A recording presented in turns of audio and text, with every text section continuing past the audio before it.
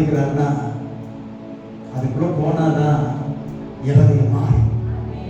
அப்போ சில பேர் ஆண்டவரே நீங்க எவ்வளவு போட்டாலும் நானும் மாற மாட்டேன் அப்படியா? பாருங்க, நெபுகாத்நேச்சர் பாருங்க 7 மடங்கு சூளை அதிகப்படுத்தினான். ஒரு மனுஷனே 7 மடங்கு அதிகப்படுத்துவானா? கர்த்தரால் அதிகப்படுத்த முடியாது. இன்னும் கொஞ்சம் பிரச்சனையை வச்சுக்க. கடைசியில நான் ஒரு முடிவுக்கு ஒரு இடத்துல ஆண்டவரே என்னை காப்பாத்துங்க. சரி, சாதமா மாறிடுறியா? மாறிடுறேன் ஆண்டவரே. இப்ப பாருங்க, எவ்வளவு அடிச்சாலும் தாங்கக்கூடிய இருதயம் வந்துருச்சு ஆண்டவரே. எதையும் தாங்கக்கூடிய இருதயம் இடத்துல இருக்குது ஆண்டவரே. ஏன் உடையில அப்படி வேக வச்சிருக்கிறாரு?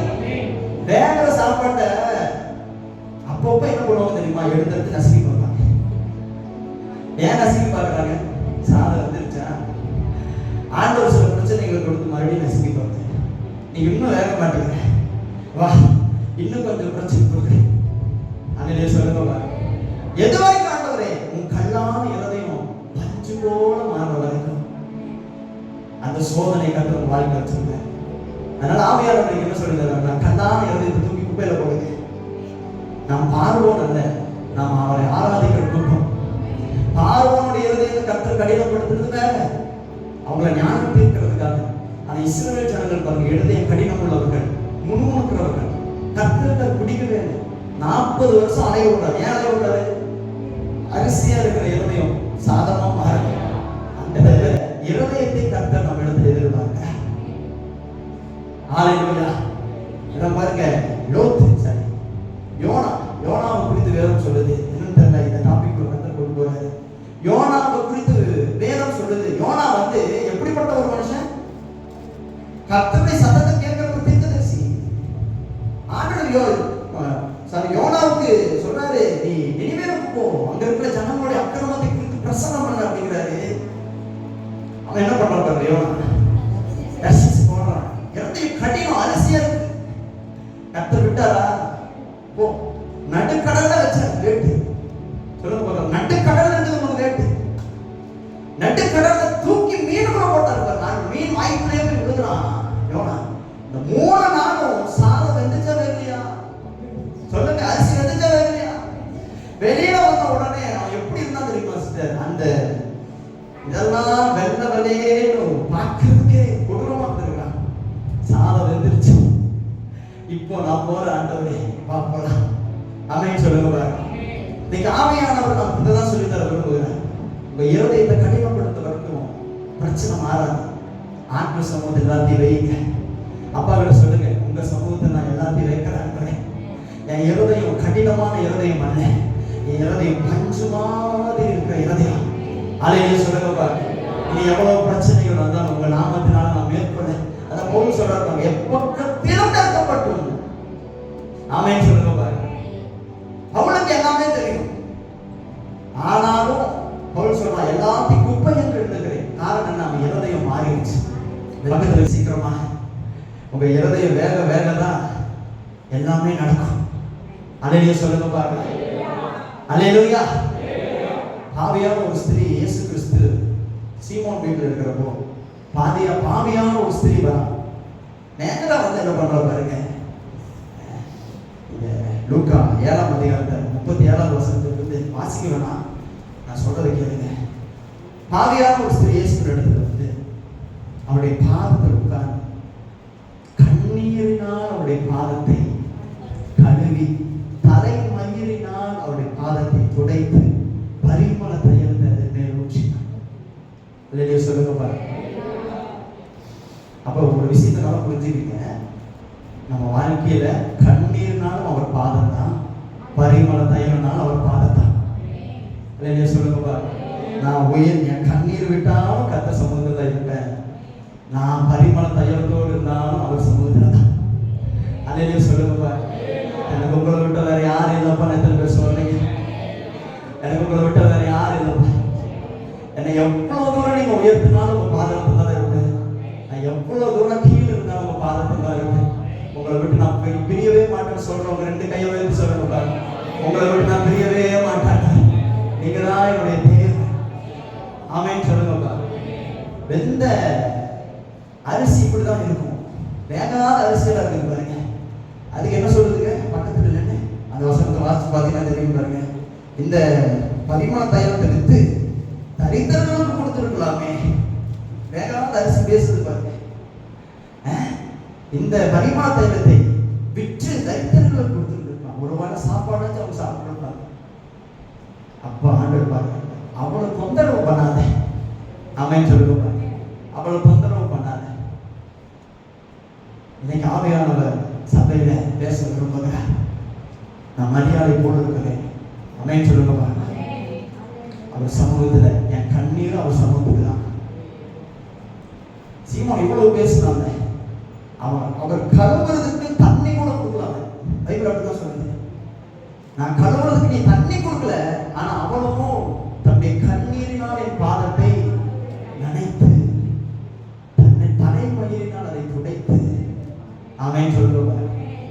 அப்படி இருக்கணும். சீமோன் மாதிரி இருக்கக்கூடாது. ஆமென் சொல்லுங்க. கர்த்தர் சமூகத்தில் அவர் ஊற்றிடணும்.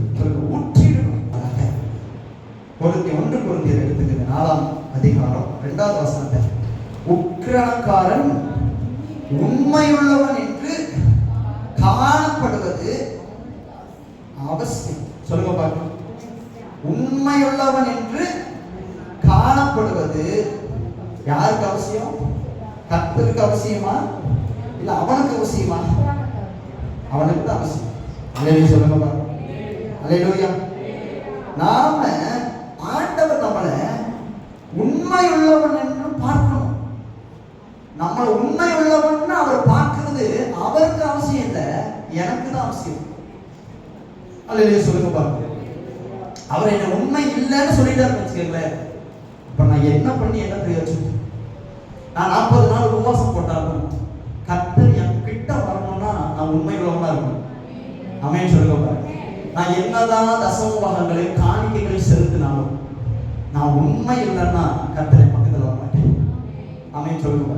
நான் என்னதான் ஃபாஸ்டிங் போட்டாலும் நான் உண்மை இல்லைன்னா கர்த்தரை என் கூட வர மாட்டேன். என்னதான் தான தர்மங்களை நான் அள்ளி கொடுத்தாலும் என்கிட்ட உண்மை இல்லைன்னு வச்சுக்கோங்களேன், கர்த்தர் என் பக்கத்தில் இருக்க மாட்டேன். கர்த்தர் ஒரு மனுஷனிடத்தில் எதிர்பார்ப்பது என்ன? கர்த்தர் ஒரு மனுஷன்கிட்ட என்ன எதிர்பார்க்கிறார்? என்ன எதிர்பார்க்கிறாருன்னா எல்லாமே பண்ணணும் தான். உபவாசம் இருக்கிறது தவறு கிடையாது, ஜெபம் பண்றது தவறு கிடையாது, தசமம் கொடுக்கிறது தவறு கிடையாது. ஆனா எல்லாத்துலயும் கர்த்தர் நம்மகிட்ட என்ன எதிர்பார்க்கிறாருன்னா உண்மையை எதிர்பார்க்கிறார். உண்மையை எதிர்பார்க்கிறார். உண்மையுள்ள கர்த்தர் நம்முடைய ஆண்டவர். ஆமென் சொல்லுங்க பாருங்க. உண்மையுள்ள தேவனை நாம் ஆராதிக்கிறோம். அவர் உண்மையுள்ளவர்களோடு கூட தான் இருக்கிறார். ஆமென் சொல்லுங்க பாருங்க. இயேசு சபையில 1000 பேர் ஆராதித்தாலும் சரி, அங்க எல்லாரும் பக்கத்துலயும் இயேசு இருக்கிறது இல்லை. அந்த 1000 பேர்லயும் யார் உண்மையா கர்த்தரை தேடுறாங்களோ அவங்க பக்கத்துல தான் கர்த்தர் இருக்கிறாரு. அல்லேலூயா சொல்லுங்க பாருங்க. அதனாலதான் பைபிள் சொல்லுது, உண்மையா என்னை கூப்பிடுகிற யாவருக்கும் நான் சமீபமா இருக்கிறேன். அல்லேலூயா சொல்லுங்க பாருங்க. இன்னைக்கு ஆவியானவர் நம்முடைய சபைக்கு சொல்லித் தருகிற காரியம் என்னவென்றால், நாம் உண்மை உள்ளவர்களா இருக்கிற பொழுது கர்த்தர் நம்மோடு கூட இருப்பார். அவர் நம்முடைய உண்மையை பார்க்கிறார். வேதத்தில் ஒரு வசனத்தை எடுத்து வாசிக்க முடியும். 1 சாமுவேல் அதுல 16ஆம் அதிகாரம் 7ஆம் வசனத்துல இப்படியே சொல்லப்பட்டிருக்கு பாருங்க. மனுஷன் முகத்தை பார்க்கிறான், கர்த்தரோ இருதயத்தை பார்க்கிறார். ஹலோ, மனுஷன் எதை பார்க்கிறான்? முகத்தை பார்க்கிறான். கர்த்தரோ இருதயத்தை பார்க்கிறார். நம்ம முகம் அழகா தான் இருக்கும். நம்ம முகம் அழகா தான், அதை நம்ம ரசிச்சுக்கிட்டே இருப்போம். இந்த அமெரிக்காவில் ஒரு பெரிய பில்டிங் கட்டினாங்க. இத்தனையும் ஒரு மாடி 100 மேல மாடி கட்டினாங்க. பெரிய ஒரு பில்டிங் கட்டினாங்க. அப்போ அந்த அந்த கட்டடத்தை கட்டினவங்க யோசிச்சாங்க ஒரு லிஃப்ட் வைக்கலாம் அப்படின்ட்டு. லிஃப்ட்ல பார்த்தீங்கன்னா இப்போ 10 மாடி 15 மாடினா சீக்கிரமா போகும் லிஃப்ட். இதுல 100 மாடிக்கெல்லாம் போகணும்னா எப்படியோ ஒரு 1/4 மணி நேரமாச்சு இருந்து டிராவல் பண்ணி தான் போகணும். ஆமென் சொல்லுங்க. 20 நிமிஷமாச்சு இருக்கும். இப்போ இந்த 20 நிமிஷமும் லிஃப்ட்லயே நின்றுட்டு இருந்தோம்னா போர் அடிச்சிடும் பாருங்க. அதுக்கு என்ன பண்றதுன்னு யாருக்குமே புரியல. இந்த 20 நிமிஷம் அவங்க போர் அடிக்காம அவங்க நல்ல சந்தோஷமா லிஃப்ட்லயே இருந்துட்டு போகணும் அப்படின்னு சொல்லிட்டு என்ன பண்ணலாம்னு சொல்லிட்டு ஒவ்வொருத்தரும் அமெரிக்காவில இருந்து ஒவ்வொருத்தரையும் கூப்பிட்டு இதுக்காகவே நிறைய பேர் கவுன்சிலிங் பண்ணாங்க, ஆலோசனை பண்ணாங்க. எல்லாரும் ஒன்று சொன்னாங்களா, அப்போ நம்ம வைஃபை வரலாம், நம்ம வந்து ஃப்ரீயா நெட் கொடுக்கலாம், சில பேர் சொன்னாங்க டிவி மாட்டிடலாம், சில பேர் சொன்னாங்க ரேடியோ மாட்டிடலாம், பாட்டு கேட்டே வந்து அவங்க வருவாங்க. ஆனா எதுவுமே சக்சஸ் ஆகல, எல்லாமே ஃபெயிலியர் ஆயிடுச்சு. அப்போ நம்ம இந்தியாவில் இருக்க ஒருத்தர் போனார், அவர் ஒரு விஷயத்த சொன்னார். என்ன சொன்னாரா, நீங்க அதெல்லாம் பண்ணாதீங்க, நாலா பக்கமும் சுத்தி கண்ணாடி வச்சிருக்க. ஆமென் சொல்லுங்க பாருங்க. நாலா பக்கமும் நீங்க கண்ணாடி வச்சிட்டீங்கன்னா ஒரு மனுஷன் தன்னுடைய முகத்தை பார்த்து பார்த்து பார்த்து எவ்வளவு நேரம் வேணாலும் ரசிப்பா, அவனுக்கு போரே அடிக்காது. இன்னைக்கும் நீங்க லிஃப்ட்ல போய் பாருங்க, உங்க முகம் தெரியற மாதிரி தான் இருக்கும். ஆமென் சொல்லுங்க பாருங்க. நான் சொல்றேன் சிஸ்டர், நம்ம முகத்தை ரொம்ப நம்ம ரசிக்கிறோம்ல, நம்ம முகத்துக்கு நம்ம ரொம்ப அக்கறை கொடுக்குறோம். ஒரு பிம்பிள்ஸ் வந்தா கூட நீங்க பிம்பிள்ஸ் வந்துச்சு, ஒரு கருப்போ ஒரு தழும்போ தழும்பு வந்துச்சு. ஆனா ஆண்டவர் பாருங்க, நீங்க எப்படி முகத்தை ரசிக்கிறீங்களோ அந்த மாதிரி அவர் உங்க இருதயத்தை ரசிக்க விரும்புகிறார். உங்க இருதயம் எப்படி இருக்குது? நம்முடைய இருதயம் கர்த்தர் பார்க்கிற வண்ணமாக இருக்குதா?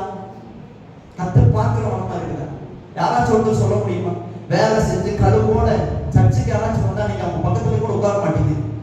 உண்மைதான். யாராச்சும் ரொம்ப டெஸ்டோட ரொம்ப அழுக்கு கூட ஒருத்தவங்க வந்து உங்க பக்கத்துல உட்கார்ந்தாங்கன்னா நீங்க அப்படியே இப்படி விளக்கி இப்படி மூஞ்சி திருப்பிக்கிறீங்க. ஏன்னு சொல்றது பாருங்க, அவங்க அழுக்கா இருக்கிறாங்க. நாமளே அந்த அழுக்கு அவ்வளவு தூரம் விளக்குறோம்னா கர்த்தர் நம்முடைய இருதயத்தை பார்க்கிற பொழுது யோசிச்சு பாருங்க, அது கேடுள்ளதும் திருக்குள்ளதும் அது வந்து எப்படி இருக்குது பாருங்க.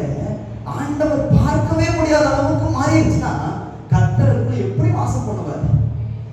ஆமென் சொல்லுங்க பாருங்க. இன்னைக்கு ஆவியானவர் நமக்கு சொல்லி தருவது என்னன்னா, மனுஷன் முகத்தை பார்ப்பான், கர்த்தரோ உங்கள் இருதயத்தை.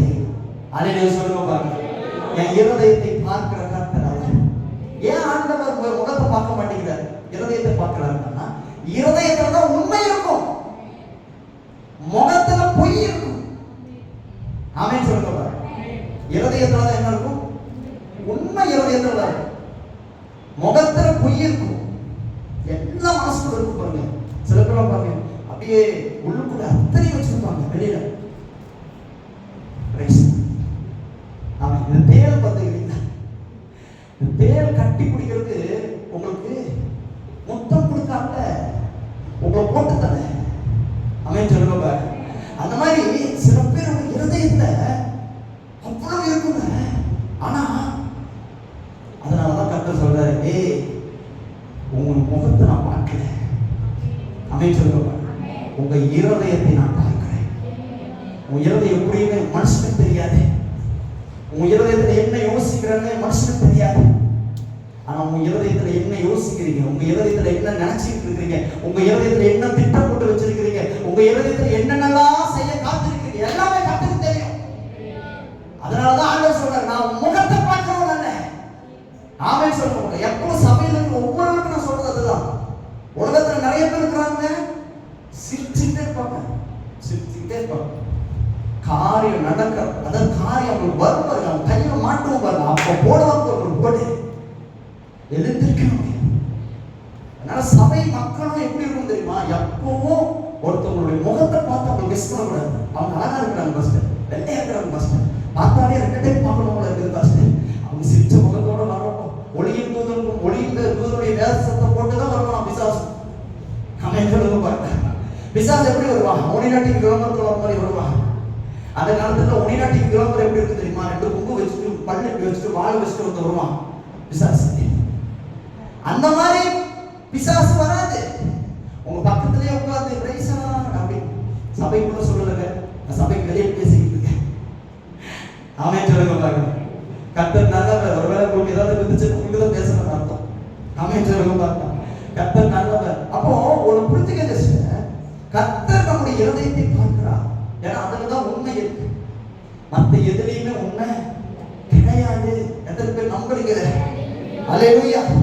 அதனாலதான் கர்த்தர் பாருங்க, ஆபேலுடைய காணிக்கையை கர்த்தர் ஏற்றுக்கொண்டார், காயினுடைய காணிக்கையை கர்த்தர் ஏற்றுக்கொள்ளவில்லை. நாம சண்டே கிளாஸ்ல படிக்கிறப்போ, நாங்க சண்டே கிளாஸ்ல படிக்கிறப்போ எங்களுக்கு என்ன சொல்லி தந்தாங்கன்னா, காயின் வந்து முத்துனதும் அழகுனதையும் கொண்டு வந்து கர்த்தருக்கு வச்சுட்டான், அதனால கர்த்தர் ஏத்துக்கல அப்படின்னு சொல்லிட்டு சண்டே கிளாஸ் சொல்லுவாங்க. அன்னைக்கு இருந்து அதுக்கு அறிவுக்கு. ஆனா உண்மையான என்ன நடந்திருக்கு தெரியுமா? கர்த்தர் காணிக்கையை பார்க்கல, கர்த்தர் முகத்தை பார்க்கல, கர்த்தர் ஆபேலுடைய இருதயத்தையும் காயினுடைய இருதயத்தையும் பார்க்கல. ஆபேலுடைய இருதயம் நல்ல இருதயம், அதுக்குள்ள கர்த்தர் வராது. காயினுடைய இருதயத்துக்குள்ள பொல்லாங்க நடந்திருக்குது. ஆமென் சொல்லுங்க. காயின் அங்கீகரிக்கிற கர்த்தர். நீங்க எத்தனை பேர் நான் பேசுறது புரியுது உங்களுக்கு? கர்த்தர் உங்க இருதயத்தை பார்க்கிறார். எத்தனை பொல்லாங்க நினைக்கிற மனுஷனும் உங்க பக்கத்துல இருந்தாலும் நான் சொல்றேன், நீங்க அவங்கள நம்பாதீங்க, அவரை நம்புங்க. அவரை நீங்க நம்புனீங்கன்னா உங்களை கர்த்தர் உயர்த்துவார், ஆசீர்வதிப்பார். அதனாலதான் கர்த்தர் சொல்றார், மனுஷனை நம்புவதை பார்க்கிலும் கர்த்தர் பேரில் பற்றுதலா இருப்பதே நலம். அல்லேலூயா சொல்லுங்க. அல்லேலூயா. நீங்க ஆண்டவருடைய பிள்ளைகள் ஆராதிக்கிற பொழுது கசப்பு, வெறுப்பு, கோபம், கெட்ட எண்ணம் இப்படி எல்லாம் நினைச்சிட்டு கர்த்தரை நம்ம தேடினா கர்த்தர் எப்படி நம்ம பக்கத்துல வருவார்? ஆமென் சொல்லுங்க. இருதயம் ஃபுல்லா கோபம், இருதயம் ஃபுல்லா கசப்பு, இருதயம் ஃபுல்லா கெட்ட எண்ணம் இருக்குது, பாவ எண்ணம் இருக்குது. ஒருத்தவங்களை பார்க்கறப்ப தப்பா பார்க்கிறோம். அது என்னன்னு தெரியல பாஸ்டர், அவளை பார்த்தாலே எரியுது பாஸ்டர். ஆமென் சொல்லுங்க. இப்படி ஒரு எண்ணத்தோட நம்ம ஆண்டவரை ஆராதிச்சு ஆண்டவர் என் பக்கத்துல வருவாரு நினைச்சுட்டு இருந்தோம்னா எப்படி கர்த்தர் வருவாரு? ஆமென் சொல்லுங்க. நான் பேசுறது புரியுது? அல்லேலூயா. மனுஷனை ஏமாத்துற மாதிரி கர்த்தரை நம்மளால ஏமாற்ற முடியாது. அவருடைய இருதயத்தை அழகா பார்க்கிறேன். நீங்க வேலை செய்யறப்பெல்லாம் இருதயம் ஃபுல்லா கம்ப்ளீட்டா ஒரு கரையா இருக்கு. வேலை செய்யற இடத்துல எல்லாம் இங்க ஆராதனை அப்ப மட்டும் ஹalleluya அப்படின்னு பாத்தீங்கன்னா கர்த்தர் வருவார் நினைக்கிறீங்க? சிரிப்பார். ஆமென் சொல்லுங்க. சங்கீதம் 2ல சொல்லுது, கர்த்தர் அவர்களை நகைப்பார், நகைப்பார், சிரிப்பார். எப்படியெல்லாம் ஏமாத்துறாங்க உணர்த்துவார். உங்க பாவத்தை உணர்த்துறப்போ அதை விட்டு கொடுங்க, விட்டு கொடுங்க. அரிசி அரிசி சாப்பிட முடியாது. எப்ப அரிசி சாதமா மாறுதோ அப்பதான் எத்தனை பேர் விரும்புறீங்க? நான் அரிசியா இருக்கிறதுக்காக இங்க வரல, சாதமாகிறதுக்காக இருக்கேன். நான் அரிசியா இருக்கிற வரைக்கும் யாருக்கு பிரயோஜனம் இல்லை. ஆனா நான் சாதம் ஆயிட்டேன்னா அநேகருக்கு உணவளிக்கிற ஒரு பாத்திரமா கர்த்தரங்க. எத்தனை பேர் நம்புறீங்க? எத்தனை பேர் விசுவாசிக்கிறீங்க? அல்லேலூயா. அதனாலதான் நீதிமொழிகள் 12ஆம் அதிகாரம் 22வது வசனத்துல இப்படியாய் சொல்லுது பாருங்க. நீதிமொழிகள் 12:22. பொய் உதடுகள் கர்த்தருக்கு அருவருப்பானவைகள், உண்மையாய் நடக்கிறவர்களோ அவருக்கு. பொய் உதடுகள் கர்த்தருக்கு அருவருப்பானவைகள். சொல்லுங்க, பொய் உதடுகள். சத்தமா சொல்லுங்க. பொய் உதடுகள். சத்தம் வராது, இன்னும் போய் சத்தமா சொல்லலாம். பொய் உதடுகள் கர்த்தருக்கு அருவருப்பானவைகள், உண்மையாய் நடக்கிறவர்களோ அவருக்கு பிரியம். சொல்லுங்க, நீங்க அருவருப்பா பிரியமா? நான் பிரிய ஆண்டவரே, இதோ வாசற்படியில் நின்று கதவை தட்டுகிறேன். ஆமென் சொல்லுங்க.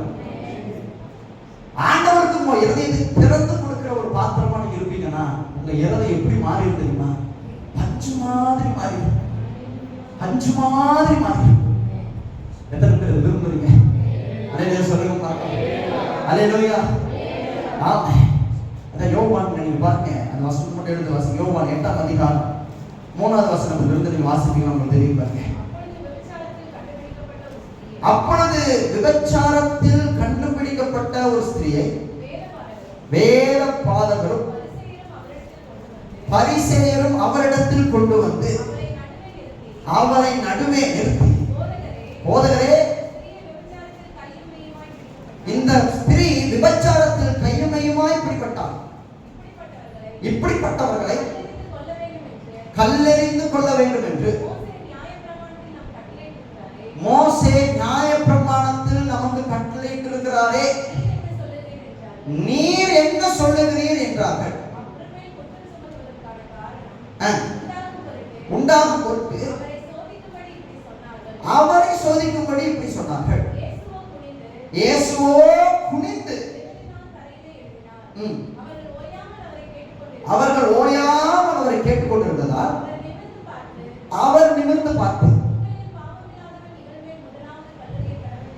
உங்களில் பாவம் இல்லாதவன் முதலில் இவள் மேல் கல்லெறிய கடவுள் என்று சொல்லி அவர் மறுபடியும் குனிந்து தரையிலே எழுதினார். அவர்கள் அதை கேட்டு தங்கள் மனசாட்சியிலே கடிந்து கொள்ளப்பட்டு பெரியோர் முதல் சிறியோர் வரைக்கும் ஒவ்வொருவராய் போய்விட்டார்கள். இயேசு தனித்திருந்தார். அந்த ஸ்திரீ நடுவே நின்றார். அதை சொல்லுங்க பாருங்க. நம்மளுடைய எல்லாத்துக்கும் தெரிஞ்ச ஒரு வேத பகுதி. ஒரு விபச்சாரம் பண்ற ஒரு ஸ்திரியை கையங்கலமா பிடிச்சிட்டாங்க. பிடிச்சு இயேசுகிட்ட கொண்டு வராங்க பாருங்க. கொண்டு வந்து சொல்றாங்க, என்ன சொல்றாங்க? மோசே சொல்லியிருக்காரு கல்லெறிஞ்சு கொள்ளணும்னு சொல்லியிருக்காரு. அப்படின்னு அர்த்தம் நியாய பிரமாணம் சொல்லுது கல்லெறிஞ்சு கொள்ளணும்னு சொல்லுது. நீங்க என்ன சொல்றீங்க அப்படின்னு கேட்கிறாங்க. குற்றம் கண்டுபிடிக்கிறாங்க. ஆண்கள் பார்க்கிறாரு பாருங்க, உங்களில் பாவம் பண்ணாதவன் முதலில் எழுமே ஆமென் சொல்லுங்க பாருங்க. இப்படி அவர் சொன்ன உடனே எதனால எல்லாரும் போயிட்டாங்க பாருங்க? மனசாட்சியில் கடிந்து கொள்ளப்பட்டு பெரியோர் முதல் சிறியோர் வரைக்கும் ஆமென் சொல்லுங்க பாருங்க. நல்ல கவனிங்க. அப்ப இந்த இடத்துல என்ன தெரியுது அப்படின்னா, ஒண்ணு மட்டும் தெரியுது, அந்த தப்பு பண்ணாதான் ஒருத்தருமே கிடையாது. கர்த்தரை தவிர, இயேசுவை தவிர அவங்க எல்லாருமே தப்பு பண்றவங்க தான். ஆமென் சொல்லுங்க. எல்லாரும் தப்பு பண்றவங்க தான். ஆனா விபச்சார ஸ்திரியை கொண்டு வந்து இவ தப்பு பண்ணிட்டாங்க குற்றம் சுமத்துறா. பொதுவா யார் தெரியுமா மத்தவங்களை குற்றம் சுமத்துவா? தங்களை நல்லவன் காட்டிக்க நினைக்கிறாங்க பாருங்க. இங்க இருக்கிற அத்தனை பேருமே, இந்த வசனத்துல இருக்கிற அத்தனை பேருமே என்ன பண்றாங்க பாருங்க? விபச்சார ஸ்திரியை குற்றப்படுத்தாங்க தெரியுமா? ஆண்டவரே நான் நல்லவன், இவன் கெட்டவன். கர்த்தர் நம்மளை நல்லவனா பார்க்க விரும்பல, நீங்க உண்மை உள்ளவனா பார்க்க விரும்பல. அதிலே சொல்லுங்க பாருங்க. நீங்க மத்தவங்களை குற்றம் சாட்டி, நாம மத்தவங்களை குற்றம் சாட்டி நாம நல்லவனாக முடியாது. அவன் பார்க்க, அவன் அவ்வளவு தப்பு பண்றது, இவன் பார்க்க, இவன் எவ்வளவு தப்பு பண்ற, இவன் பார்க்க. ஆண்டவர் சொல்றாரு, நீ யாரு எனக்கு தெரியுமா? உன் இறதை எப்படிப்பட்ட இறதை எனக்கு தெரியாதா? ஆமென் சொல்லுங்க பாருங்க. மற்றவர்களை குற்றப்படுத்துவதே சில பேர் எதுக்காக குற்றப்படுத்துறாங்க சொல்லுங்க பாருங்க. நான் நல்லவன், அவன் கெட்டவன். ஆமென் சொல்லுங்க பாருங்க. மூடனே, பைபிள் என்ன சொல்லுது? முதலில் உன் கண்ணில் இருக்கிற உத்தரத்தை எடு, அப்புறம் உன் சகோதரனுடைய கண்ணில் இருக்கிற துரும்ப நீ பார்க்கையா. பைபிள் இருக்குங்க, பைபிள் இருக்கு. ஆமென் சொல்லுங்க பாருங்க. நம்முடைய இதயத்தை பார்க்கிற ஆண்டவருக்கு நான் யாருன்னு தெரியும். அதனால நான் நல்ல ஆண்டவரே கர்த்தர்கிட்ட நான் ப்ரூவ் பண்ண வேண்டிய அவசியம் இல்லை. கர்த்தர் என்னை பார்த்து நீ உண்மையுள்ள ஊழியக்காரன் சொன்னாருன்னா போதும், அதுதான் எனக்கு வேணும். இன்னைக்கு நான் சர்ச்சில் உட்கார்ந்து இருக்கிறப்போ இதைதான் நான் யோசிக்கணும். நான் மற்றவங்களுக்கு நல்லவனா காட்டணுங்கிறதுக்காக அல்ல. அது ஜெபம் பண்றது இருக்கு, மற்றவங்களுக்கு நான் நல்லவனா காட்டணும். உபவாசம் இருக்கிறது நான் மற்றவங்களுக்கு நல்லவனா காட்டணும். நான் வந்து பாட்டு பாடுறது மற்றவங்களுக்கு நான் இல்ல இல்ல யாருமே நல்லவன் காட்ட வேண்டிய அவசியம் இல்லை. கர்த்தருக்கு நீங்க உண்மையுள்ளவன் காட்டினா போதும், அவர் உங்களுக்காக பேசுவார். யோசிச்சு பாருங்க, இத்தனை பேர் குற்றம் சாட்டினாங்கல்ல, எல்லாரும் தப்பு பண்ணவங்க தானே. யாருடைய பாவம் மட்டும்தான் மன்னிக்கப்பட்டுச்சு சொல்லுங்க? விபச்சாரம் பண்ண ஸ்திரீயனுடைய பாவம் மட்டும்தான் மன்னிக்கப்பட்டுச்சு. இத்தனை பேர் பாவம் பண்ணவங்க தான். ஆனா ஏன் இத்தனை பேருடைய பாவம் மன்னிக்கப்படாம அந்த ஒரு பெண்ணுடைய பாவம் மன்னிக்கப்பட்டுச்சுன்னா, இயேசு கிறிஸ்து பாவத்தை சொன்ன உடனே எல்லாரும் மனசாட்சியில குத்துட்டு வெளியில ஓடிட்டாங்க. ஆனா இந்த ஸ்திரீ மட்டும் தன்னுடைய பாவத்தை உண்மையா கர்த்தருக்கு ஒப்பு கொடுத்தார். தன் பாவத்தை மறைக்கிறவன் வாழ்வடைய மாட்டான். அவற்றை அறிக்கை செய்து விட்டு விடுகிறவன் எவனோ அவன் தான் இரக்கம் பெறுவான். ஆமென் சொல்லுங்க. குற்றச்சாட்டு லிஸ்ட் யார் யார் இருக்காங்க? வேதபாரகர்கள் இருக்காங்க, பரிசேயர்கள் இருக்காங்க, நல்லவர்கள் இருக்காங்க, கெட்டவர்கள் எல்லாரும் இருக்காங்க, பெரியவர் இருக்காங்க, சிறியோர் இருக்காங்க, எல்லாரும் இருக்காங்க. யாராச்சும் ஒருத்தராச்சும் இயேசுவை இப்படி சொன்ன உடனே ஒருத்தராச்சும் ஒருத்தராச்சும் ஆமா ஆண்டவரே நான் தப்பு பண்ணது உண்மைதான், என்ன மன்னிங்க முழங்கால் போட முடியல பாருங்க. எல்லாரும் குத்தப்பட்டவங்களா போயிட்டாங்க. இததான் கர்த்தர் பார்க்கிறேன். உங்க மேல ஒரு தவறு இருக்கிறப்போ உண்மையை அதை ஒத்துக்குங்க. தப்புலயே பெரிய தப்பு என்ன தெரியுமா? என்னை பொறுத்தவரைக்கும் பாவத்திலேயே பெரிய பாவம் என்ன தெரியுமா? ஒரு பாவத்தை செஞ்சுட்டு நான் தப்பு பண்றேன், நான் சரியாதான் பண்ணணும் முடிவாக முடிப்பாங்க சில பேர். நான் தப்பு பண்ணேன், அவன் தப்பு பண்ணான், நான் தப்பு பண்ணேன், நான் தப்பு. ஆகவே நீதான் முதல்ல தப்பு. அவன் குற்றவாளியுடைய இதுல நீதான் முதல்ல ஒத்துக்குங்க. உண்மையா ஆண்டவர் சமூகத்துல ஆண்டவர்கிட்ட வரப்போ உண்மையா வாங்க. நல்லவனா காட்டிக்கணும்னு நினைக்காதீங்க. நம்ம நல்லவனா காட்ட வேண்டிய அவசியம் இல்லை. ஆண்டவர்கிட்ட நான் உண்மை உள்ளவனா இருந்தா போதும். ஆண்டவர் நம்ம இருதயத்தையே பார்ப்பாரு. ஆண்டவருக்கு சொல்லணும், ஆண்டவரே நான் இந்த தப்பு பண்ணது உண்மைதான் ஆண்டவரே. மற்றவங்க பார்த்து போகணும். நீங்க அழுகிறத பார்த்து கேள்விப்படுறாங்களா, கேள்விப்பட்டு விட்டுருங்க. நீங்க கத்துறத பார்த்து அப்படியே முன்னுக்குறாங்க, விட்டுருங்க. அவங்க என்ன பண்ண, உங்களுக்கு ஆண்டவன் வேணும். நான் மன்னிக்கப்பட்டுதான் வெளியில போகணுமே தவிர ஒரு நாள் நான் பாவத்திலே இருந்து வெளியில போயிட்டு. அப்போ ஒரு மனுஷனை நம்ம ஆண்டவர் எப்படி பார்க்கிறாரு, முகத்தை பார்க்கல. நான் நல்லவன் நீங்க காட்டணும்னு நினைக்காதீங்க. அதான் நான் திரும்ப சொல்றேன். ஆராதனையில நீங்க நல்லா கை தட்டுறதுனால நீங்க நல்லவன் ஆயிட முடியாது. நல்லா பாட்டு பாடுறதுனால நீங்க நல்லவன் ஆயிட முடியாது. ஆமென் சொல்லுங்க. இயேசு கிறிஸ்துவை பார்த்து ஒருத்தர் சொல்ற, நல்ல போதகரே அப்படின்னு சொன்னப்போ இயேசு சொல்றாரு, என்ன நல்லவன் ஏன் நீ சொல்ற? இயேசுவே அப்படி சொல்லுவாரு, நான் தாழ்த்துவாருங்க. நான் நம்புறேன், நீங்களும் நானும் கர்த்தருக்கு நல்லவன் நிரூபிக்க வேண்டாம். நான் உண்மையுள்ளவன் நிரூபிச்சா போதும். என் ஹார்ட்டை பார்த்து கர்த்தர் சொல்ல, நீ உண்மையுள்ள பாத்திரம், நீ உண்மையுள்ள பாத்திரம். எத்தனை பேர் சொல்றீங்க? நான் உண்மையுள்ள பாத்திரமா வந்தா போதும். ஆமென் சொல்லுங்க பாருங்க. நான் நல்லவன், நான் கை தட்டுறேன், நான் பாட்டு பாடுறேன், நல்லதான். கை தட்டுறது பாட்டு பாடுறது தவறு கிடையாது. தலை சத்தமா ஜெபம் பண்றது தவறு கிடையாது. ஆனா நான் நல்லவன் காட்டுறதுக்காக பண்றது தவறுங்க. உங்க தாகத்துல நீங்க நிறைஞ்சு ஆண்டவருக்கு நல்லா கை தட்டி பாடுறது அதே ஒரு விஷயம் இல்ல. மத்தவங்க முன்னாடி நான் நல்லவன் பேர் வாங்குறதுக்காக நான் கை தட்டுவேன், பாட்டு பாடுவேன், ஆராதிப்பேன், உபவாசம் பண்ணா அது தப்பு. ஏன்னா உங்க இருதயத்தை பார்க்கிற ஆண்டவருக்கு தெரியும் நீங்க யாரு, நீங்க என்ன யோசிக்கிறீங்க. சபையை விட்டு வெளியில போன உடனே என்ன பேசுவீங்க, சபையை விட்டு வெளியில போய் வேலைக்கு போய் ஃப்ரெண்ட்ஸை பார்த்த உடனே என்னெல்லாம் பண்ணுவீங்க. உங்க செல்போன்ல கையில், உங்க செல்போன் வந்து உங்க கைக்கு வர வரைக்கும் நீங்க நல்ல பிள்ளையா தான் இருக்கீங்க. உங்க செல்போன் வந்ததுக்கு அப்புறம் நீங்க யாரு, நீங்க என்னெல்லாம் பார்க்க போறீங்க, நீங்க என்னெல்லாம் யோசிக்க போறீங்கன்னா உங்களை விட கர்த்தருக்கு நல்லா தெரியும். நல்லவனா நடிக்காதீங்க, உண்மையுள்ளவனா இருங்க. உங்களை கர்த்தர் ஆசீர்வதிப்பார். சுத்த இருதயம் உள்ள இஸ்ரவேலருக்கு கர்த்தர் நல்லவராகவே. எத்தனை பேர் சொல்றீங்க நான் உண்மையுள்ள மனுஷனா உங்க சமூகத்தில் இருந்தா போதும் ஆண்டவர்? ஆமென் சொல்லுங்க பாருங்க. என் பாத்திரம் கழுவப்பட்ட ஒரு பாத்திரமா இருந்தா போதும் ஆண்டவர். மோசேயை குறித்து வேதம் சொல்லுது பாருங்க. என்னாகும் 12ஆம் அதிகாரம் 7ஆவது வசனத்தை வாசிங்க பார்க்கலாம். என்னாகும் 12:7. என் தாசனாகிய மோசேயோ அப்படிப்பட்டவன் அல்ல, என் வீட்டில் அவன் எங்கும் உண்மையுள்ளவன். அல்லேலூயா சொல்லுங்க பாருங்க. என் தாசனாகிய மோசே எப்படிப்பட்டவன்? என் வீட்டில் எங்கும் உண்மையுள்ளவன். மோசே எப்படிப்பட்டவன் பாருங்க, வீட்டில் எங்கும் உண்மையுள்ளவனா இருந்தான். பைபிள்ல ஒரு காரியத்தை மாத்திரம் உங்ககிட்ட சொல்ல விரும்புறேன், நீங்க புரிஞ்சுக்கிறதுக்காக. என்ன அப்படின்னா, கர்த்தர் வந்து சீனாய் மலையில இறங்கி வருது. ஆமென் சொல்லுங்க பாருங்க. சீனாய் மலையில இறங்கி வருது. அப்போ அவருடைய மகிமை அந்த மலை மேல ஃபுல்லா இருக்கும். அப்ப ஆண்டவர் ஜனங்களை பார்த்து சொல்றாரு, ஒருத்தர் 2 பேர் 30 லட்சம் பேர். அந்த 30 லட்சம் பேரையும் பார்த்து சொல்லுவாரு, இந்த மலை மேல நீங்க யாரும் ஏறவும் கூடாது, அதை தொடக்கூட கூடாது. பைபிள் இருக்கு. நீங்க யாரும் அந்த மலையை நீங்க மட்டும் இல்ல, உங்க மிருக ஜீவன்கள் கூட அதுக்கு போயிடக்கூடாது. அங்க போனா அவன் சாகணும், அவன் செத்துருவான். இதுதான் கர்த்தர் சொல்லியிருந்தார். யாரும் அந்த மகிழ்ச்சிக்கு தொற்ற கூடாது. ஆனா யாரையுமே தொட வேண்டாம்னு சொன்ன கர்த்தர் மோசேயை மட்டும் பார்த்து சொன்னாரு, மோசே நீ மலையின் மேல் ஏறி வா. ஆமென் சொல்லுங்க பாருங்க. யாருமே அந்த மகிமையை தொடக்கூட கூடாதுன்னு சொன்ன கர்த்தர் மோசேயை மட்டும் தன்னுடைய மகிமைக்குள்ள கொண்டு போனார். காரணம் என்ன தெரியுமா? மோசே உண்மையுள்ள மனுஷன். எல்லாரும் சபைக்கு வரலாம், மகா பரிசுத்த ஸ்தலத்துக்குள்ள நீங்க வரணும்னா உங்களுக்கு உண்மை இருந்தா மட்டும்தான் உங்களால வர முடியும்.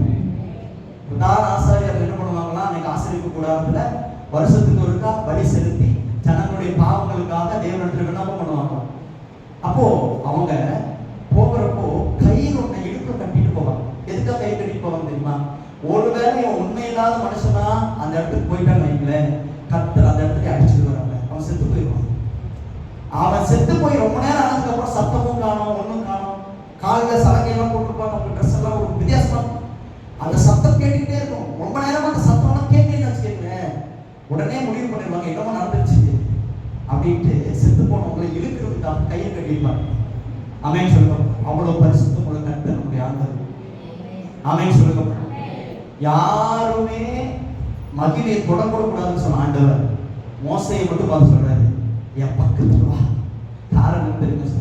மோசே 30 லட்சம் ஜனத்துல கர்த்தர் உண்மை உள்ளவனா பார்த்தது மோசையை மட்டும்தான். ஆரோன கூட பார்க்கல, மிரியாம் கூட பார்க்கல. கர்த்தர் மோசையை மட்டும்தான் பக்கத்துல வர சொல்றாரு. காரணம் என்ன தெரியுமா? அதுக்கான அர்த்தம் என்னன்னா, நம்ம என்னதான் ஜெபம் பண்ணாலும், என்னதான் சபைக்கு வந்தாலும், என்னதான் நம்ம கர்த்தருக்காக பிரயாசப்பட்டாலும், யார் தெரியுமா கர்த்தர் தன்னுடைய பக்கத்துக்கு குடிப்பவரு? உண்மையா இருக்கிறாங்க பாருங்க. எத்தனையோ கஷ்டங்கள், நஷ்டங்கள், போராட்டங்கள் வந்தும் கர்த்தரை மறுதலிக்காம, கர்த்தருக்கு உண்மையா இருக்கிறவங்க, இந்த கையினால் பாவம் செஞ்சுட்டு, இந்த கையினால் பாவம் செஞ்சுட்டு அப்படியே வந்து அதே கையில திராட்சை ரசத்தையும் அப்பத்தையும் வாங்கி திருவிருந்துல சாப்பிட்டு தைரியமா போறவங்க ரத்த செஞ்சுக்க மாட்டார், செஞ்சுக்க மாட்டார். இதே கையில பாவம் செஞ்சுட்டு அதே கையில அப்படியே உயர்த்தி ஆண்டவரே நான் நல்லவன் சொல்றாங்க, அவங்க ரத்த செஞ்சுக்க மாட்டார். இதே வாயில தேவையில்லாத வார்த்தைகளை பேசி, அசுத்தமான வார்த்தைகளை பேசிட்டு ஆண்டவர் நல்லவர் கர்த்தரை துதிங்கன்னு சொன்னாங்க, அவங்க ரத்த செஞ்சுக்க மாட்டார். ஆமென் சொல்லுங்க. இதே கண்ணுல பாவத்தை பார்த்து பார்த்து பார்த்து அப்படியே வேதத்தை பார்க்கிறதுக்கு நேரம் இல்லை, பாவத்தை பார்க்கிறதுக்கு ரொம்ப சந்தோஷம். பாவத்தை பார்த்து பார்த்து கடைசியில் கர்த்தாவே நான் உங்களை பார்க்கிறாங்க சொல்றவங்கள ஆமென் சொல்லுங்க. யார கர்த்தரை பக்கத்துல சேர்த்துக்குவாரு? யார் உண்மை உள்ளவனா இருக்கிறோம்? யார் நீ உண்மையா இருக்கீங்களா? சபைக்கு உண்மையா இருக்கீங்களா? கர்த்தருக்கு உண்மையா இருக்கீங்களா? எல்லாத்தையும் உங்க குடும்பத்துக்கு நீங்க உண்மையா இருக்கீங்களா? உங்க கணவருக்கு நீங்க உண்மையா இருக்கீங்களா? உங்க மனைவிக்கு உண்மையா இருக்கீங்களா? உங்க அப்பா அம்மாவுக்கு நீங்க உண்மையா இருக்கீங்களா? உங்களை நம்பாதவங்க சில பேர், அவங்களுக்கு நீங்க உண்மையா இருக்கீங்களா? உங்களை நம்பி ஒருத்தர் வேலை கொடுத்துருக்காங்க, அந்த வேலையை நீங்க உண்மையா செய்யறீங்களா? எல்லாத்தையும் கர்த்தர் பார்ப்பாரு. நம்ம நினைக்கிறோம் சர்ச்சில் மட்டும்தான் கர்த்தர், கிடையாதுங்க. எல்லாத்தையும் கர்த்தர் பார்ப்பாரு. ஆண்டவர் எல்லாத்தையும் பார்க்கிறார். அதனாலதான் ஆவியானவர் சொல்றாரு, நீ கர்த்தருக்கு பயப்படணும், உண்மை உள்ளவனாய் உன கர்த்தர் பக்கத்தில் சேர்த்துக் கொள்ளும். மோசேக்கு ஒரு இடம் உண்டு. அந்த கண்மலையின் வெடுப்பில் கர்த்தர் மோசையை கொண்டு வந்து நிறுத்தினார். மோசேக்கு கர்த்தர் ஒரு இடத்தை வச்சிருந்தார். அதே மாதிரி உங்களுக்கும் எனக்கு கர்த்தர் ஒரு இடத்தை வச்சிருக்கிறார். நான் வெளியில வந்து நின்றுட்டு இஸ்ரவேல் ஜனங்கள் மாதிரி போயிடக்கூடாது, அவருடைய மகிமையை பார்க்காம போயிடக்கூடாது, அவர் மகிமையை அனுபவிக்காம போயிடக்கூடாது. நான் அவருடைய மகிமைக்குள்ள வரணும்னா எனக்கு உண்மை வேணும். இங்க ஒண்ணு அங்க ஒண்ணு பேசக்கூடாது, இங்க ஒண்ணு அங்க ஒண்ணு இருக்கக்கூடாது. மற்றவங்க நம்ம கேவலமா பேசுற மாதிரி நம்ம நடக்கக்கூடாது. இன்னைக்கு நிறைய கிறிஸ்தவர்களை நாம் கேள்விப்படுறோம், ரொம்ப கஷ்டமா இருக்கு. இவனா கிறிஸ்தவனா, இவனா கிறிஸ்டியனா. சில பேர் சொல்லுவாங்க, இவங்க பண்ணதுனாலதான் நம்ம சர்ச்சுக்கு வர்றதுக்கு யோசிக்கிறோம். சில பேர் நிறைய பாஸ்டர்ஸையும் சொல்றோம், ஆமென் சொல்லுங்க. ஆனா நான் என்ன சொல்றேன்னா, உலகம் எப்படியோ நடந்து விட்டுருங்க. நாம இருக்கிற இடத்துல உண்மை உள்ளவர்களாம். யோசேப்பு உண்மையுள்ள மனுஷன், கர்த்தர் அவனை கொண்டுதான் பெரிய காரியத்தை செய்தார். தானியேல் உண்மையுள்ள மனுஷன், கர்த்தர் அவனுக்காக இறங்கி வந்தார். எத்தனை பேர் சொல்றீங்க நான் உண்மையுள்ளவனா இருப்பேனா? அவர் சமூகத்துல என்ன தூரத்துல கர்த்தர்